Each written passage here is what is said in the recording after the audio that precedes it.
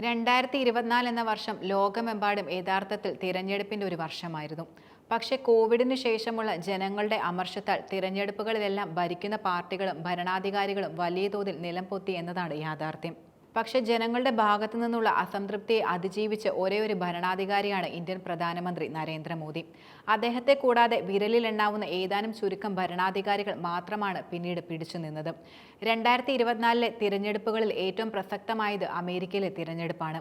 അവിടെ ജോ ബൈഡന്റെ ഡെമോക്രാറ്റിക് ഭരണത്തെ തകർത്തെറിഞ്ഞ് റിപ്പബ്ലിക്കൻ പാർട്ടിയുടെ പ്രതിനിധിയായി ഡൊണാൾഡ് ട്രംപ് അധികാരത്തിലേറി. മാത്രമല്ല, ബ്രിട്ടനിൽ നടന്ന തിരഞ്ഞെടുപ്പിൽ ഋഷി സുനക്കിന്റെ നേതൃത്വത്തിലുള്ള കൺസർവേറ്റീവ് പാർട്ടിയെ തോൽപ്പിച്ച് ലേബർ പാർട്ടി അധികാരത്തിലെത്തുകയും ചെയ്തിരുന്നു.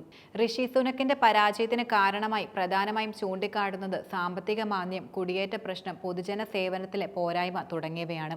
ഫ്രാൻസിൽ നടന്ന തിരഞ്ഞെടുപ്പിൽ ഫ്രഞ്ച് പ്രസിഡന്റ് ഇമ്മാനുവൽ മാക്രോണിന്റെ പാർട്ടി 2ാം സ്ഥാനത്ത് എത്തിയിരുന്നു. ന്യൂ പോപ്പുലർ ഫ്രണ്ട് എന്ന ഇടത് പാർട്ടിയായിരുന്നു തിരഞ്ഞെടുപ്പിൽ 1ാം സ്ഥാനത്തെത്തിയത്. തീവ്ര ഇസ്ലാമിക നിലപാടുള്ള മരിയ ലെ പെൻ പാർട്ടി 3ാം സ്ഥാനത്തുമെത്തി. എന്നാൽ തിരഞ്ഞെടുപ്പിൽ ആർക്കും വ്യക്തമായ ഭൂരിപക്ഷമില്ലാത്തതിനാൽ നിലവിലെ പ്രസിഡന്റ് ഇമ്മാനുവൽ മാക്രോൺ ഇടത് പിന്തുണയോടെ ഭരിക്കുകയാണ്. കോവിഡ് വന്ന 2020 ശേഷം ജനങ്ങൾക്ക് യഥാർത്ഥത്തിൽ അധികാരത്തിലിരിക്കുന്ന സർക്കാരുകളോടുള്ള രാഷ്ട്രീയ പാർട്ടികളോടും രാഷ്ട്രീയ മുന്നണികളോടും വലിയ എതിർപ്പായിരുന്നു. ഇത്തരത്തിൽ സാമ്പത്തിക മാന്ദ്യവും മറ്റ് പ്രതിസന്ധികളും കാരണം ഭരിക്കുന്നവരോട് ജനങ്ങൾക്ക് എതിർപ്പുണ്ടാകുന്നത് സ്വാഭാവികമായ കാര്യമാണ്. അമിതമായ കുടിയേറ്റം, വിലക്കയറ്റം തുടങ്ങിയ ഒട്ടേറെ പ്രശ്നങ്ങൾ കോവിഡിന് ശേഷം ഉയർന്നു വന്നിരുന്നു. ഈ പ്രശ്നങ്ങളായിരുന്നു ബംഗ്ലാദേശിലും ശ്രീലങ്കയിലും പാകിസ്ഥാനിലുമെല്ലാം പിന്നീട് കണ്ടത്. മറ്റൊരു ശ്രദ്ധേയമായ കാര്യം, കോവിഡിന് ശേഷം 54 യൂറോപ്യൻ രാജ്യങ്ങൾ തിരഞ്ഞെടുപ്പ് നടന്നതിൽ 40 ഇടങ്ങളിലും ഭരണത്തിലിരിക്കുന്ന നേതാക്കളും പാർട്ടികളും അധികാരത്തിൽ നിന്നും പുറത്തായി എന്നതാണ്. ചുരുക്കം പറഞ്ഞാൽ, കോവിഡിന് ശേഷം ജനങ്ങൾക്കിടയിൽ അധികാരത്തിൽ ഇരിക്കുന്നവരോടുള്ള അതൃപ്തി വലിയ തോതിൽ വളർന്നു. അതുകൊണ്ട് തന്നെയാണ് ജനങ്ങൾ അധികാരത്തിൽ ഇരിക്കുന്നവർക്കെതിരെ വിധി എഴുതിയത്.